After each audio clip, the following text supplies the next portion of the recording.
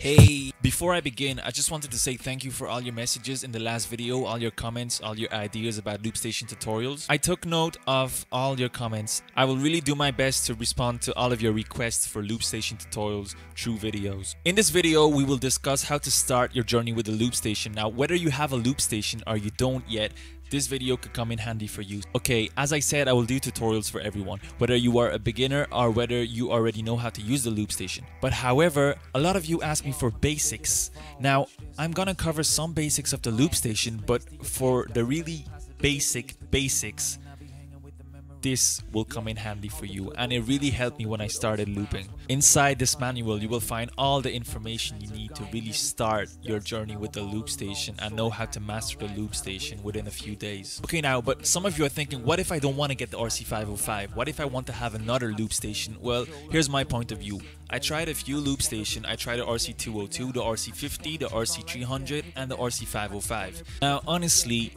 this LOOPSTATION was designed for beatboxers, and it's... What the fuck?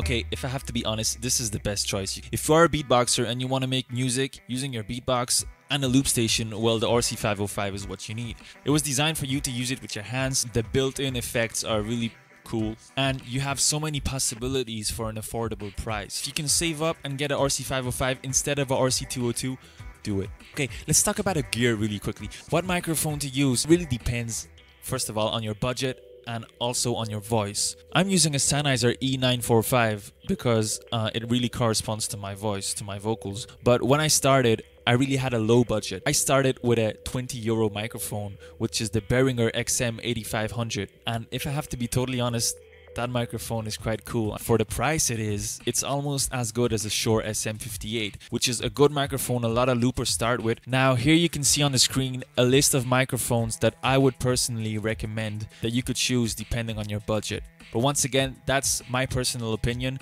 It may differ from one looper to the other. Okay, and obviously you need headphones, unless you're using a PA system, but I would recommend headphones. I can't really advise you on headphones because this is the first one I actually ever had, the Sennheiser HD-25, and it's doing good for me, so yeah, I would recommend it, I guess. Okay, now you're all equipped. You have your LOOPSTATION, you have your microphone, you have your headphones. How do I begin? I'll speak from personal experience. The best way to get started with the LOOPSTATION is basically to just try stuff. Be as curious as possible. Try as many styles, as many sounds as you can. Try the effects. I will give you many tutorials on how to make certain music styles, how to make effects, how to make sounds, how to make combination of sounds, how to structure a beat, how to EQ your sounds, how to create a song from scratch.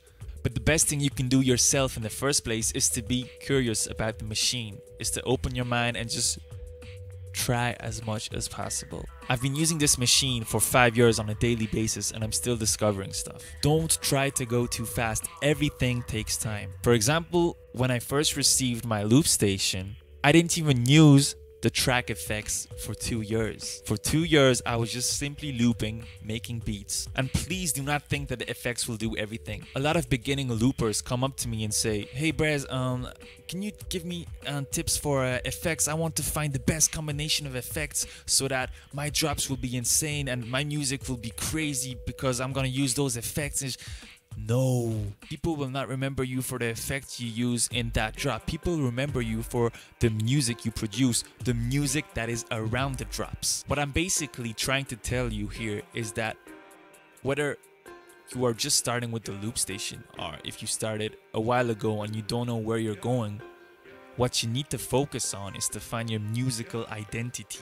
And the LOOPSTATION is just a bonus. It's just an addition to what you can do with the musicality you have inside you. Once you find your musical personality, this is when you could start using effects efficiently with the LOOPSTATION. Okay, but now that brings you to the question, okay, but how do I find my musical identity? As I said, everything takes time, and every single minute you are spending on the LOOPSTATION making sounds, making songs, trying out stuff is worth it.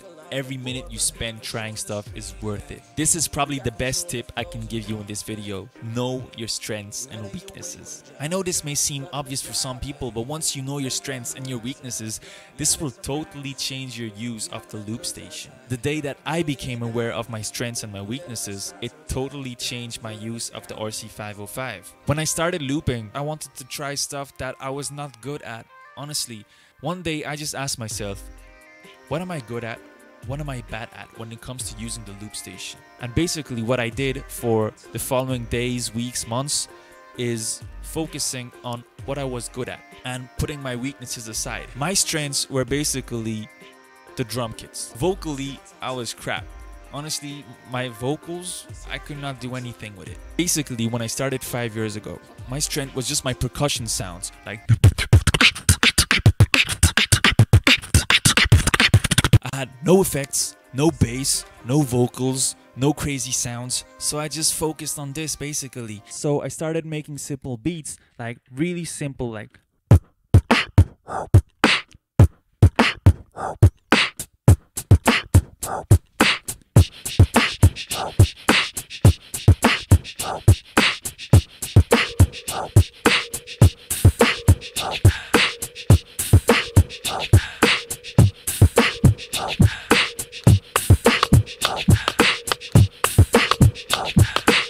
okay, you see how simple it is. And this is what helped me to start create routines that people would actually like, because I only focus on my strengths. This really helped me to level up because I knew I had something safe that I could build upon to try other stuff. So once I found what I was good at, I started using some effects, and this is how it came up. So guys, I'm still waiting for the material to start my loop station tutorials. I hope you really like this video. It's a simple video with simple advices. This is all I can give you for the moment. I really can't wait to show you guys all the tutorials, all the sounds I want to show you, creating songs, showing you how I make my sounds, how to structure beats, how to do transitions, how to EQ your sounds.